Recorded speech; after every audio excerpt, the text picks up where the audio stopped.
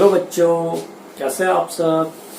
तो चलिए बच्चों, आज के लेक्चर में हम देखने वाले हैं कि बोहर ने जो अपने मॉडल, जो उनका स्ट्रक्चर ऑफ एटम का जो मॉडल था, जिसमें उन्होंने वेलोसिटी ऑफ इलेक्ट्रॉन को बता दिया था, रेडियस ऑफ इलेक्ट्रॉन को बता दिया था, यहाँ तक कि इलेक्ट्रॉन न्यूक्लियस के चारों तरफ किस सर्कुलर पाथ पे रिवॉल्व करेगा, सारी एग्जैक्ट लोकेशन तक बता दी थी। इसके बावजूद भी उनका मॉडल जो होता है फेल हो गया। तो इन सब उनके फेलियर के बारे में हम चर्चा करेंगे इस लेक्चर में कि आखिर में क्या रीजन था, क्या कारण था जिसके चलते जो होता है बोहर का मॉडल फेल कर गया। तो चलिए आइए हेडिंग लगाते हैं हम सब, डेविएशन ऑफ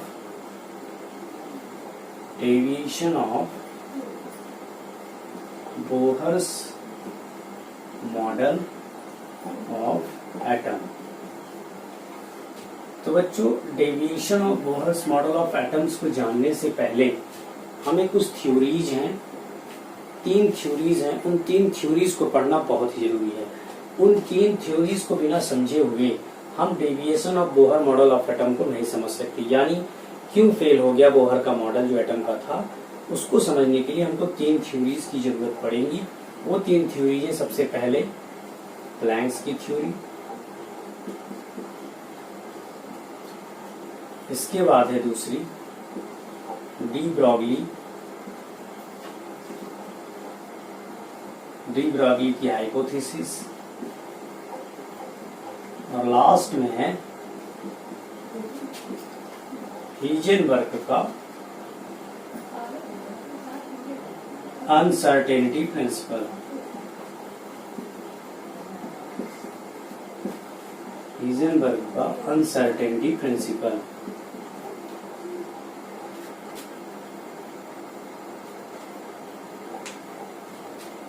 तो चलिए, इन तीनों थ्योरीज को हमको एक एक करके देखना पड़ेगा और समझना पड़ेगा इन तीनों थ्योरीज क्या कहती हैं, और इन तीनों थ्योरीज के आ जाने से ही बोहर्स का मॉडल जो होता है फेल हो जाता है। तो सबसे पहले हम अपने पहले मॉडल को देख लेते हैं, प्लैंक्स की थ्योरी को। एक एक करके हम इन सबको देखेंगे।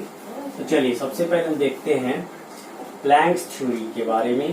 प्लैंक्स की थ्योरी क्या कहती है? तो देखिए, प्लैंक्स की थ्योरी को बताया था मैक्स प्लैंक्स नाम के साइंटिस्ट ने बताया था, और मैक्स प्लैंक्स ने ये बताया अपने इस थ्योरी में, इनकी जो थ्योरी का नाम था वो था quantum theory of light. Quantum theory of light, यानी इनकी जो थ्योरी थी किस पे थी? लाइट पे थी।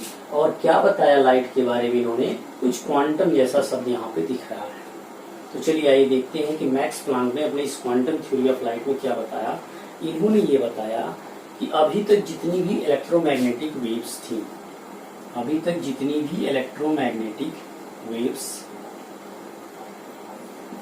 अब इलेक्ट्रोमैग्नेटिक वेव्स में अगर आपको मालूम हो तो अल्ट्रावायलेट रेज भी आ जाती हैं, एक्सरे भी आती है, इंफ्रारेड भी आ जाती है, इसके साथ साथ हमारी विजिबल लाइट्स भी आ जाती है, यानी लाइट्स रेज भी आ जाती है। तो इन्होंने ये बताया कि अभी तक जितनी भी इलेक्ट्रोमैग्नेटिक वेव्स हैं, इन सब के पास वेव नेचर होता है। कैसा नेचर होता है? Wave nature. मतलब इनका कहना ये था कि अभी तक इलेक्ट्रोमैग्नेटिक वेव्स जितनी भी हैं, चाहे वो अल्ट्रावायलेट हो, चाहे वो एक्सरे हो, चाहे वो इंफ्रारेड हो, चाहे वो लाइट की रेज हो, सबके पास वेव नेचर है। लेकिन प्लैंक्स ने ये बताया कि इनके पास जो है पार्टिकल नेचर भी होता है।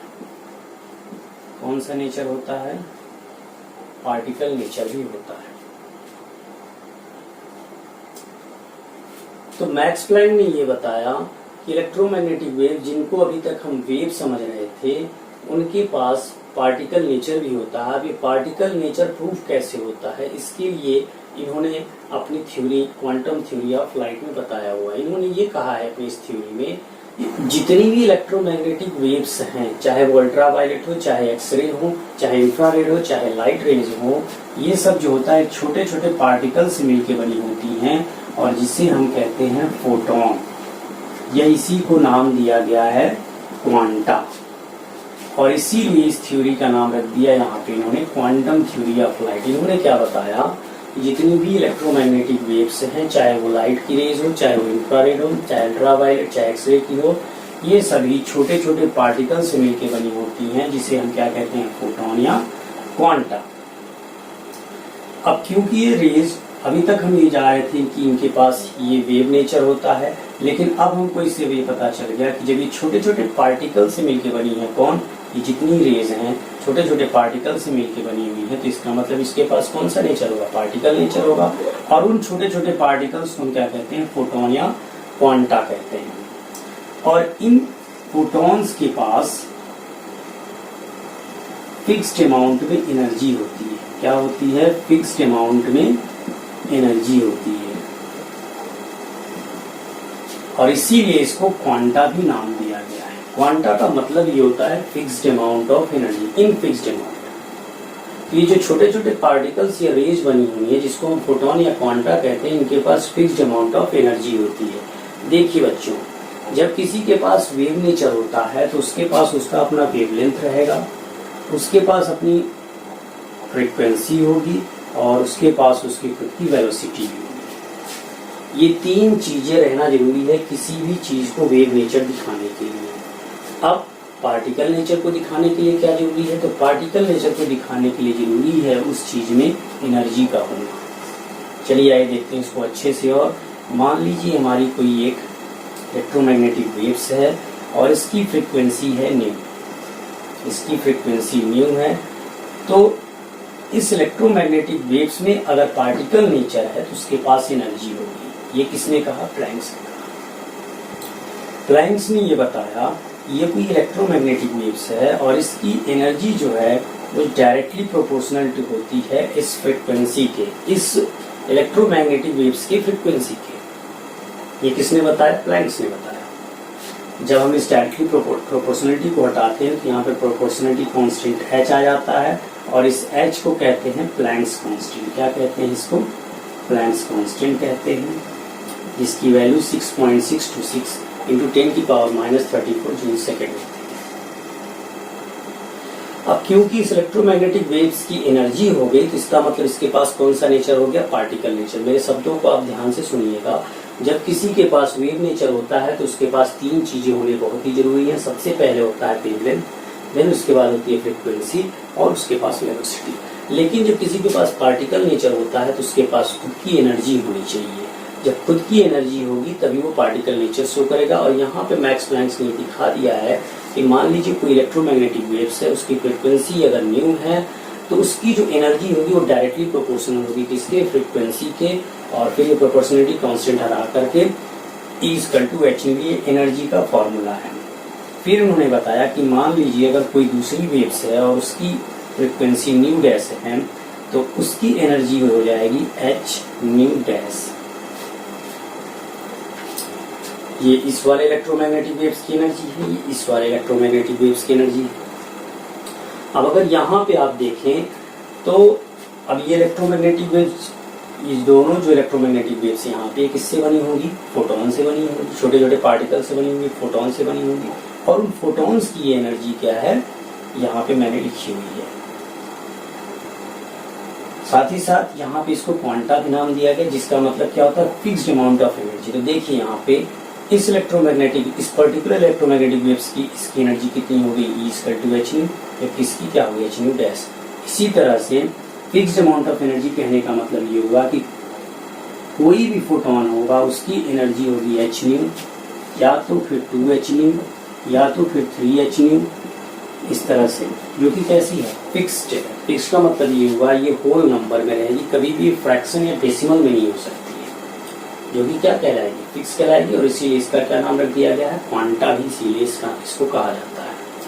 तो इस तरह से, क्योंकि यहाँ पे आपने देख लिया कि इस इलेक्ट्रोमैग्नेटिक वेव्स की एनर्जी भी आ गई है, तो इसके पास कैसा नेचर होगा, इसके पास पार्टिकल नेचर भी होगा।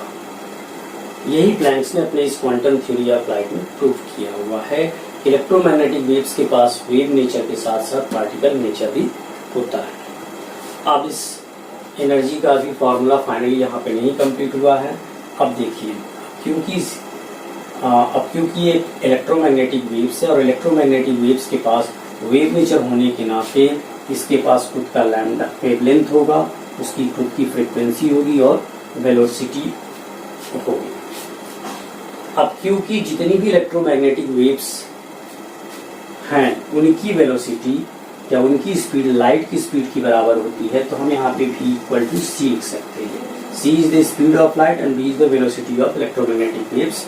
और इन तीनों के बीच में किसके बीच में, लैम्डा के बीच में, न्यू के बीच में, c के बीच में एक रिलेशन आता है nu equal to C by lambda. इस इक्वेशन को यानी E is equal to H nu को मैंने दे दिया इक्वेशन नंबर 1 और इसको दे दिया इक्वेशन नंबर 2। अब न्यू की वैल्यू को आप यहाँ पे पुट कर दो तो E इक्वल टू हो जाएगा एच सी बाई लैम्डा। अब ये जो है टोटल फॉर्मूला हुआ किसका, फोटोन की एनर्जी का। जिन छोटे छोटे पार्टिकल्स से इलेक्ट्रोमैग्नेटिक वेव्स के मिलके बनी हुई थी उनको हम फोटोन कहते हैं। फोटोन के पास जो एनर्जी होती है उसका फॉर्मूला है E equal to h c by lambda. तो इस तरह से हमने ये देख लिया कि प्लैंक्स ने अपनी थ्योरी में क्या बता दिया, क्या दुनिया को एक नया कंसेप्ट दे दिया। इलेक्ट्रोमैग्नेटिक वेव्स के पास वेव नेचर ही नहीं बल्कि उनके पास पार्टिकल नेचर भी होता है। वेव नेचर अगर वो रखती है तो उनका खुद का वेवलेंथ, खुद की फ्रीक्वेंसी और खुद की वेलोसिटी होती है। लेकिन अगर कोई पार्टिकल नेचर रखता है कोई भी वेव्स तो उसके पास खुद की एनर्जी होनी चाहिए और उन्होंने इस एनर्जी को यहाँ पे प्रूव करके दिखा दिया। इलेक्ट्रोमैग्नेटिक वेव्स की खुद की एनर्जी होती है, इसलिए कैसा नेचर रखेगा, पार्टिकल नेचर रखेगा। तो ये सारी बातें हुई किसके बारे में, मैक्स प्लैंक के बारे में। चलिए, जैसे इन्होंने ये बताया इलेक्ट्रोमैग्नेटिक वेव्स के बारे में, मैक्स प्लैंक ने ये बताया कि पार्टिकल नेचर भी होता है। फिर धीरे धीरे ये कहा जाने लगा कि इलेक्ट्रोमैग्नेटिक वेव्स या लाइट जो है डुअल नेचर रखता है, क्योंकि कहीं कहीं पे लाइट जो है पार्टिकल नेचर दिखा रही थी और कहीं कहीं पे लाइट जो है वेव नेचर दिखा रही थी। इसलिए इसको अब कहा जाने लगा कि लाइट्स के पास डुअल नेचर होता है। अब रही बात कि पार्टिकल नेचर कैसे प्रूफ हुआ कि पार्टिकल नेचर हुआ, ठीक है, यहाँ पे मैंने एनर्जी आपको दिखा दिया थी, पर एक्सपेरिमेंटली कैसे प्रूफ हुआ, तो एक्सपेरिमेंटली जो होता है फोटो इलेक्ट्रिक इफेक्ट के द्वारा इसके पार्टिकल नेचर का प्रूफ हुआ। इसके इलेक्ट्रोमैग्नेटिक वेव्स के पास पार्टिकल नेचर होता है, इसको एक्सपेरिमेंटली प्रूव किया गया फोटो इलेक्ट्रिक इफेक्ट के द्वारा। फोटो इलेक्ट्रिक इफेक्ट का मतलब ये होता है कि मान लीजिए कोई मेटल है, इसमें जब कोई भी लाइट टकराती है तो इसमें इजेक्शन ऑफ इलेक्ट्रॉन, यानी इससे टकराने के बाद इलेक्ट्रॉन जो होता है बाहर निकला। अभी क्यों बाहर निकला इलेक्ट्रॉन, इसके पास एनर्जी होगी तभी तो इलेक्ट्रॉन बाहर निकला। और एनर्जी होना क्या शो करता है, पार्टिकल नेचर शो करता है। एनर्जी का होना मतलब क्या है, पार्टिकल नेचर है। तो इससे हमको पता चल गया कि लाइट के पास पार्टिकल नेचर होता है। दूसरी बात वेव नेचर कैसे होता है उसको भी मैं यहाँ पे बता देता हूँ। देखिए, किसी के पास अगर इंटरफेरेंस या फिर डिफ्रैक्शन आता है, डिफ्रैक्शन का मतलब होता है फैल जाना। वेव क्या होती है, वेव या तो आपस में इकट्ठी हो सकती हैं और या तो आपस बिखर भी सकती हैं। इंटरफेरेंस का मतलब होता है मिलना और डिफ्रैक्शन का मतलब होता है बिखरना। ये किसके पास नेचर होता है, वेव के पास। भाई पार्टिकल थोड़ी जो है बिखर सकता है हर जगह, पार्टिकल थोड़ी जो है मिल सकता है। वेव नेचर क्या करेगा, इंटरफेरेंस और डिफ्रैक्शन, ये दोनों किसका है नेचर, वेव नेचर का। जबकि पार्टिकल नेचर कौन सा है, फोटो इलेक्ट्रिक। ठीक है, तो एक्सपेरिमेंटली इनको जो है प्रूव किया गया। कुल मिलाकर के हमको ये देखना है कि प्लैंक्स की थ्योरी से ये जो इन्होंने बताई क्वांटम थ्योरी ऑफ लाइट, इसके द्वारा ये पता चला कि इलेक्ट्रोमैग्नेटिक वेव्स के पास वेव नेचर ही नहीं बल्कि कैसा नेचर होता है, पार्टिकल नेचर भी होता है। और जो पार्टिकल नेचर है वो एनर्जी के द्वारा प्रूव किया जाता है, जिसका फॉर्मूला E=hc/λ होता है। चलिए अब हम आगे देख लेते हैं प्लैंक्स की थ्योरी के बाद डी ब्रॉगली की हाइपोथेसिस।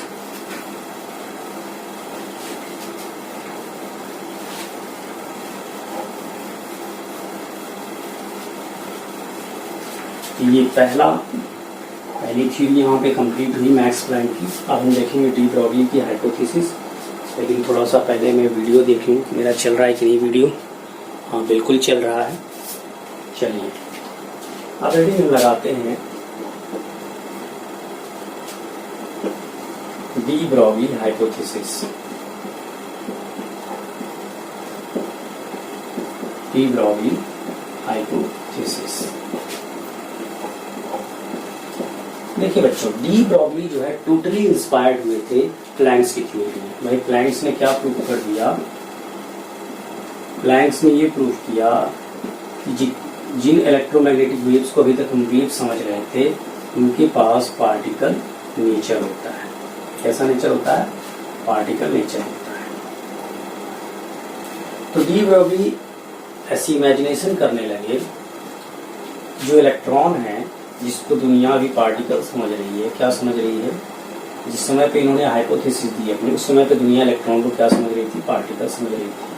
तो इन्होंने ऐसी इमेजिनेशन की कि इलेक्ट्रॉन का जो मास है वो बहुत ही कम होता है, जिसकी वैल्यू 9.81 10⁻31 किलोग्राम होती है, जिसकी वेलोसिटी जो होती है बहुत ही ज़्यादा 2.18 × 10⁻6 मीटर पर सेकेंड होती है। तो डी ब्रोगली ने ये बताया कि जब कोई इलेक्ट्रॉन जिसका मास बहुत ही हल्का है और उसकी स्पीड बहुत ज़्यादा है, तो जब कोई इलेक्ट्रॉन जब इस स्पीड से घूमता होगा, चलता होगा, तो क्या उसके पास वेव नेचर नहीं होगा?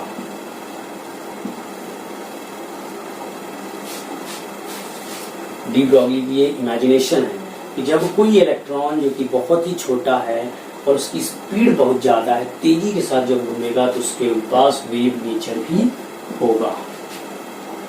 पार्टिकल नेचर तो ठीक है, लेकिन उसके पास वेव नेचर भी होगा। ये किसने भी तब बता दिया? डी ब्रोगली ने बता दिया।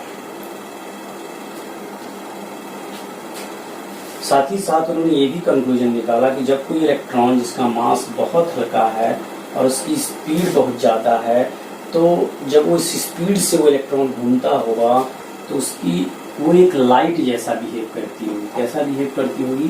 लाइट जैसा बिहेव करती होगी। क्यों? क्योंकि इसकी स्पीड जो है लाइट की स्पीड से लगभग बराबर है, जो कि कितनी है? 3.3 × 10⁻8 मीटर पर सेकेंड। तो अगर हम इसकी वेलोसिटी की बात करें इलेक्ट्रॉन की, तो लाइट की स्पीड की तो लगभग क्या है? बराबर है। इसीलिए इन दोनों की स्पीड का कंपेयर करके, और यहाँ पे इलेक्ट्रॉन का मास भी बहुत कम है, इन्होंने ऐसी इमेजिनेशन की कि जब कोई इलेक्ट्रॉन जिसका मास बहुत हल्का है और जिसकी वेलोसिटी बहुत ज़्यादा है, तो जब ये इलेक्ट्रॉन घूमता होगा तो वो लाइट जैसे बिहेव करता होगा। और क्योंकि लाइट के पास वेव नेचर होता है, तो क्या इलेक्ट्रॉन के पास वेव नेचर नहीं होगा? बिल्कुल होगा। और इसी बात को जब डी ब्रोगली ने दुनिया के सामने लाया तो एक नया कंसेप्ट आ गया। जिस तरह से लाइट्स के पास ड्यूअल नेचर होता है, उसी तरह से इलेक्ट्रॉन के पास भी पार्टिकल और वेव नेचर होता है। अब क्योंकि इलेक्ट्रॉन पहले क्या माना जाता था? पार्टिकल यानी क्या? मटेरियल होता है। यानी इलेक्ट्रॉन या मटेरियल के पास कौन सा नेचर आ गया? ड्यूअल नेचर आ गया। कौन सा नेचर आ गया? Dual nature. एक पार्टिकल नेचर जो कि अभी दुनिया जान रही थी, एक वेव नेचर जिसको डी ब्रोगली ने अभी बता दिया। इस तरह से इलेक्ट्रॉन के पास भी वेव नेचर और पार्टिकल नेचर आ गया। और इनकी वेव नेचर को दो साइंटिस्ट थे जिनका नाम था टैविशन एंड जर्मन। इन दोनों साइंटिस्टों ने ये प्रूव कर दिया कि इलेक्ट्रॉन के पास वेव नेचर होता है, और उनका जो एक्सपेरिमेंट था वो था डिफ्रैक्शन ऑफ इलेक्ट्रॉन। मैंने अभी आपको बताया कि जब किसी के पास वेव नेचर होता है तो उसके पास इंटरफेरेंस और डिफ्रैक्शन जैसे गुण आ जाते हैं। और यहाँ पे इलेक्ट्रॉन का जो होता है टैविसन और जर्मन ने क्या करा दिया? डिफ्रैक्शन करा दिया। जब डिफ्रैक्शन करा दिया, इसका मतलब इलेक्ट्रॉन के पास कौन सा नेचर? Wave nature.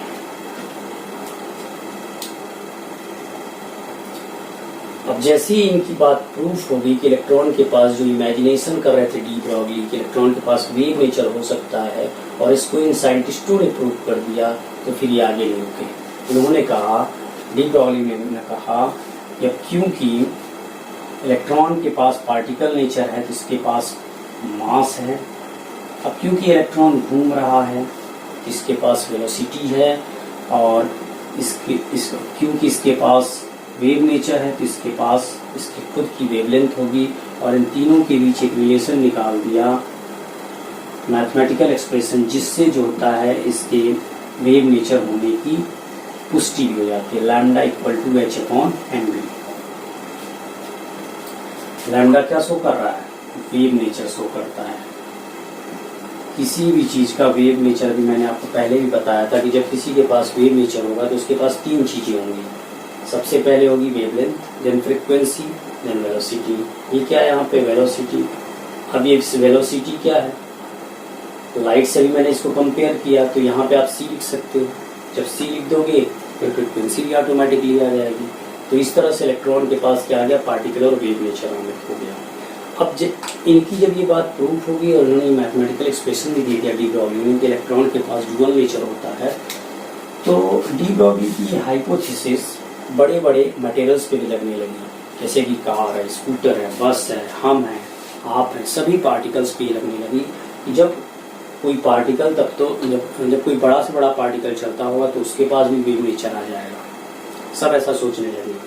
जब कोई पार्टिकल स्पीड में होगा, उसके मोशन में होगा, तो उसके पास भी क्या आ जाएगा, उसके पास भी कैसा नेचर आ जाएगा, वेव नेचर आ जाएगा। लेकिन क्रिकेट बॉल के साथ जब हम खेलते हैं तो हमको केवल उसका पार्टिकल नेचर ही क्यों दिखाई देता है।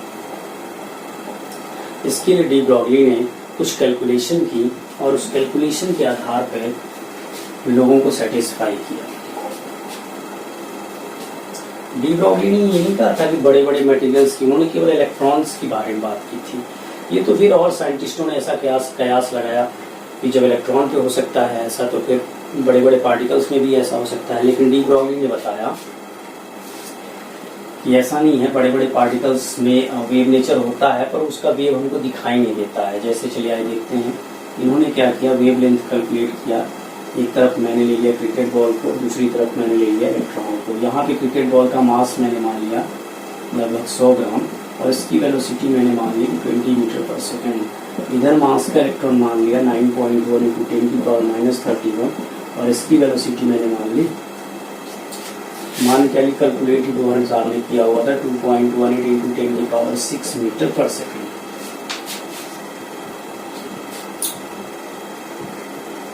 अब इसका वेवलेंथ कैलकुलेट करेंगे लैम्डा = h/mv से, तो लैम्डा = 6.626 × 10⁻34 and 10 × 10⁻3, सॉरी 100 कर दूँ, 100 × 10⁻3 इंटू 20। जब आप इसको कैलकुलेट करोगे तो 3.3 × 10⁻, इधर चला जाएगा -34 3 -31 में आएगा। और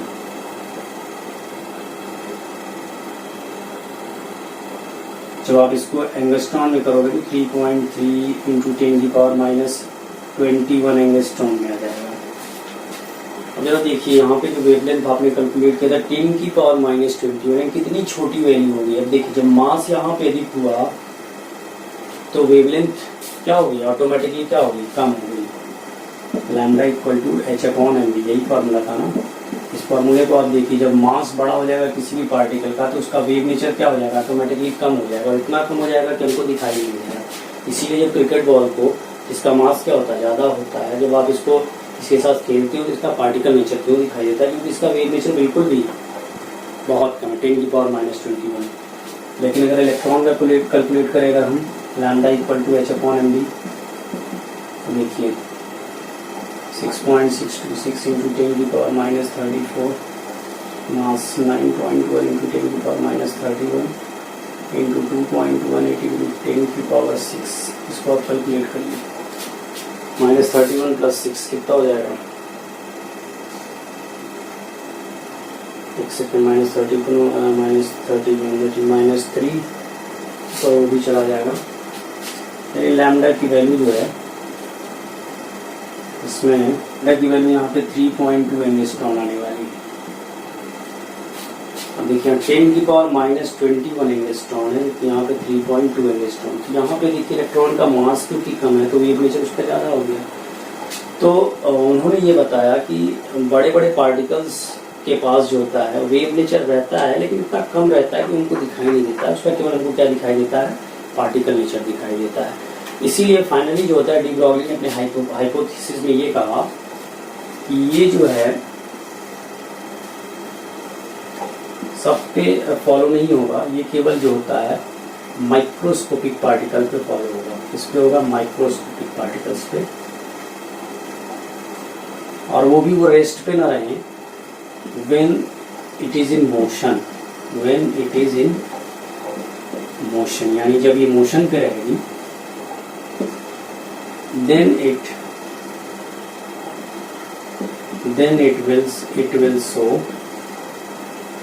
its wave nature, यानी डी ब्रॉगली ने अपने हाइपोथेसिस में थोड़ा सा, ताकि लोगों के मन में भ्रम न रहे, उन्होंने ये कह दिया कि इस सारी पार्टिकल्स में वेव नेचर नहीं रहेगा क्योंकि उसका मास इतना ज़्यादा हो जाता है जिसके चलते उसकी वेवलेंथ की वैल्यू कम आ जाती है, तो उसके पास वेव नेचर नहीं रहेगा। तो माइक्रोस्कोपिक पार्टिकल, जितने भी माइक्रोस्कोपिक पार्टिकल्स जब वो मोशन में रहेंगी जैसे कि इलेक्ट्रॉन, तो उसके पास वेव नेचर हो जाएगा। चलिए ठीक है बच्चों, यहाँ पे हमने दो थ्योरीज, दो हाइपोथेसिस, प्लैंक्स की थ्योरी और डी ब्रॉगली की हाइपोथेसिस को मैंने कंप्लीट कर लिया। अब अगले लेक्चर में हम देखेंगे हाइजेनबर्ग का अनसर्टेन इक्वेशन। तो तब तक पढ़ते रहिए, अच्छे से मन लगा के पढ़िए। All the best.